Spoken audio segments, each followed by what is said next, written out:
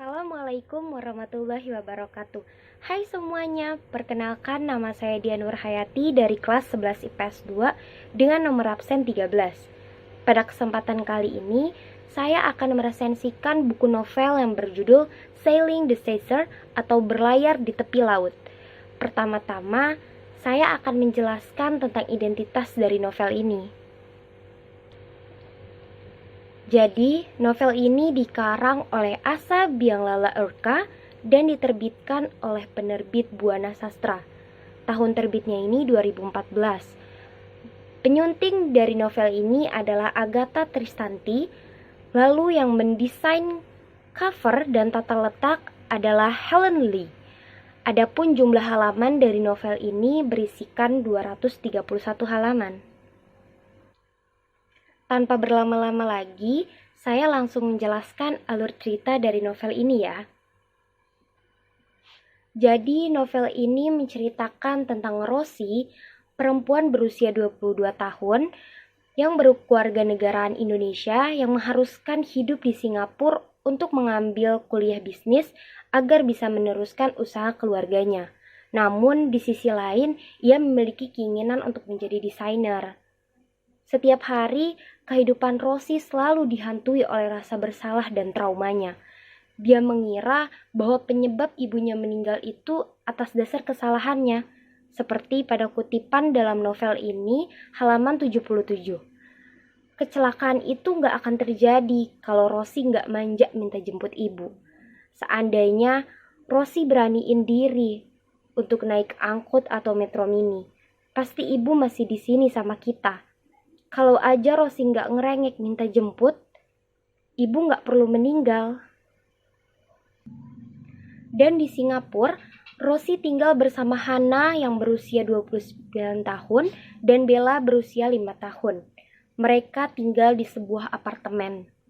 Hana adalah orang tua tunggal dari Bella. Setiap hari, Hana harus bekerja mati-matian untuk membayar biaya penyembuhan anaknya.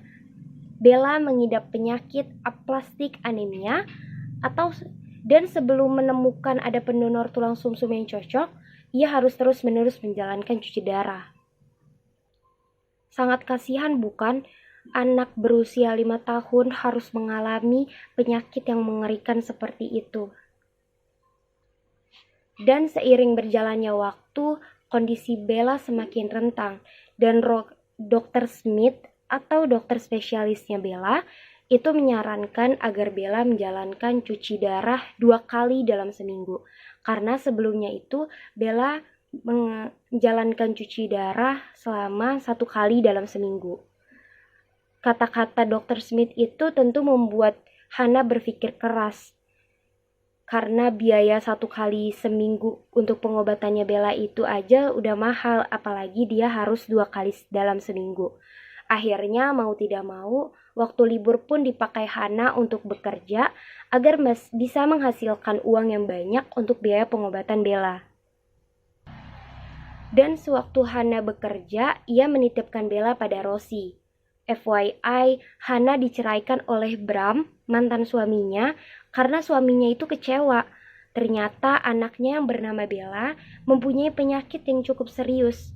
Dan dia berpikir kalau suatu saat nanti Bella hanya akan menyusahkannya saja dan menghabiskan uangnya.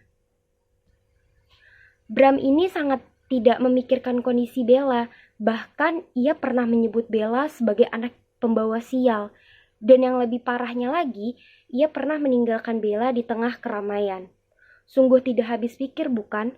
Mana ada ayah kandung yang rela menelantarkan anaknya begitu saja. Kini, Bram juga sudah menikah lagi dan mempunyai kehidupan yang baru tanpa memikirkan kondisi Bella seperti apa. Dan di novel ini juga menceritakan tentang kehidupan Sakai. Dia juga menyewa kamar yang ada di apartemen tempat Rosie dan Hana tinggal. Sakai itu mengaku sebagai pendatang dari negeri Sakura atau negeri Jepang. Dan Sakai konon keturunan anak kaya raya atau bangsawan di Jepang yang tidak mau menjadi pewaris tahta keluarganya. Kalau kita lihat, mereka ini sebenarnya mempunyai kesamaan. Hidup yang tidak diinginkan, lari sekaligus bertahan dari yang tidak diharapkan. Dan pada akhirnya, Bella dapat sembuh berkat Saka yang telah mendonorkan sumsum belakangnya. Hana dan Rosie berbaikan setelah adanya kesalahpahaman, dan keduanya menyesali perbuatan mereka. Hana dan Fras, yaitu Fras itu rekan kerja Hana di kantor, itu memutuskan untuk menikah dan dikaruniai seorang anak. Sosok Fras inilah yang tahu cerita tentang Hana, gimana pengorbanan Hana untuk membesarkan Bella, dan gimana perjuangan Hana untuk bisa menyemangati anaknya itu yang punya penyakit. Dan setelah kuliahnya selesai, Rosie kembali ke Indonesia untuk melanjutkan bisnis ayahnya.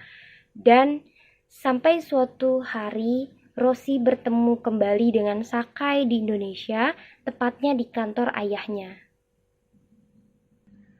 Keunggulan dari buku ini itu bahasa yang digunakan pada novel sangat mudah dipahami.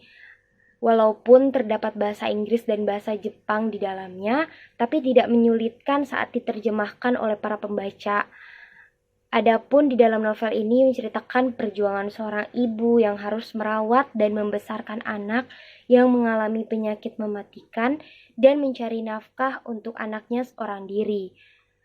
Dan cover dari novel tersebut juga sangat menarik dilihat sehingga dapat menarik minat baca.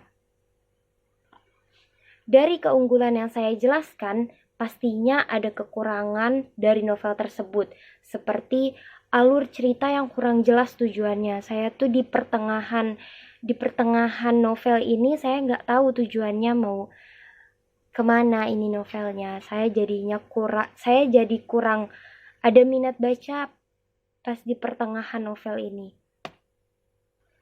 Dan juga ada beberapa kata yang cukup asing didengar oleh kebanyakan orang, misalnya kata mengangsur, terlonjak, semrawut, dan lain-lain sebagainya. Pendapat saya tentang novel ini, saya memberikan rating 3,5/5, dan saya juga merekomendasikan novel ini untuk dibaca kepada pembaca di luar sana karena cerita perjuangan, kasih sayang, persahabatan yang sangat kuat dalam novel tersebut. Perjuangan seorang ibu yang sangat mengharukan demi bisa mengobati penyakit anaknya. Dan penggunaan bahasa Inggris dan bahasa Jepang yang bagus. Tetapi ada juga bahasa yang tidak patut ditiru untuk anak di bawah umur ya. Saya mau sedikit membacakan kutipan dari novel ini yang Rosie berkata, "Kau pikir aku masih punya kekuatan untuk menyakiti ayah setelah aku menyisakan luka, penyebab kematian ibu? Kau pikir mudah bagiku untuk hidup di rute yang menyedihkan seperti ini?" Dan Sakai berkata, "Bagaimana kau tahu kalau aku akan semudah itu melupakanmu? Apa aku tampak seperti orang yang tidak menghargai sebuah pertemuan?" Dan Hana pun berkata, "Kamu dan Rosie tidak ada bedanya. Kalian pura-pura mengerti perasaanku, bersikap seolah dunia akan baik-baik saja." Sekian resensi novel dari saya, kurang lebihnya mohon maaf. Wassalamualaikum warahmatullahi wabarakatuh.